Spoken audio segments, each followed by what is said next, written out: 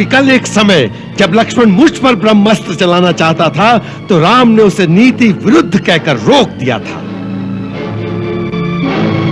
आज ब्रह्मास्त्र ने मुझसे भी यही कहा था कि इस समय इसका प्रयोग नीति विरुद्ध है। इसके चलने से देवलोक, पाताल, पृथ्वी तीनों लोक में विनाश की ज्वाला भड़क उठेगी। परंतु यह सब अधर्म और अन्याय को विजय दिलवाने के लिए नहीं हो सकता। इसीलिए ब्रह्मास्त्र तेजहीन होकर लौट। युद्ध आरंभ हो चुका है। अब ये किसी व्यक्ति का प्रश्न नहीं रहा, राक्षस जाति का गौरव और इस देश के मान अपमान का प्रश्न हो गया है। युद्ध क्यों हुआ, दोष किसका था, ये सोचने का समय निकल गया है। अब केवल एक ही लक्ष्य है, युद्ध में विजय। उचित और अनुचित का निर्णय सदा हार और जीत से होता है। सर्वदा विजय ही सच्चा कहलाता है। सीता कोई भिक्षा में देने वाली वस्तु नहीं है। ऐसे अनमोल रत्न को तो अपने बाहुबल से जीतना पड़ता है। माता सीता को उन्होंने अपने बाहुबल से ही जीता था।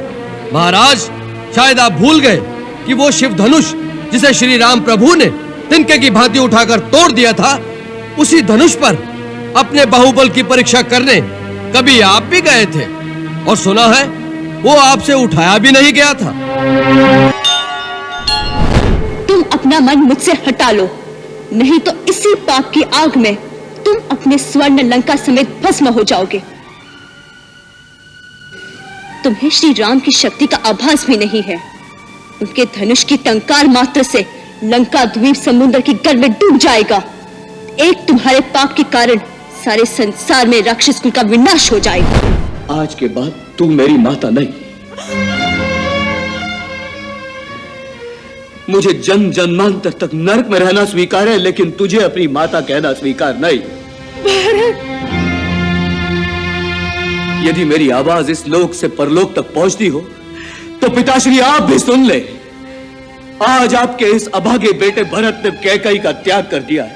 ना। और पिताश्री, आप मुझे आशीर्वाद दें कि आपकी इच्छा अनुसार श्री राम को वन से लाकर अयोध्या के राज सिंहासन पर बिठा सकूं। ऐसा तुमने कैसे समझ लिया कि मैं सीता की परीक्षा ले रहा हूं या उस पर कोई संदेह कर रहा हूं? सीता, जो एक क्षण के लिए भी कभी मेरे हृदय से दूर नहीं हुई, जिसे पल पल मैं अपने दिव्य चक्षुओं से निहारता रहा हूं, उसकी पवित्रता और सतीत्व का प्रमाण कोई और देगा क्या मुझे?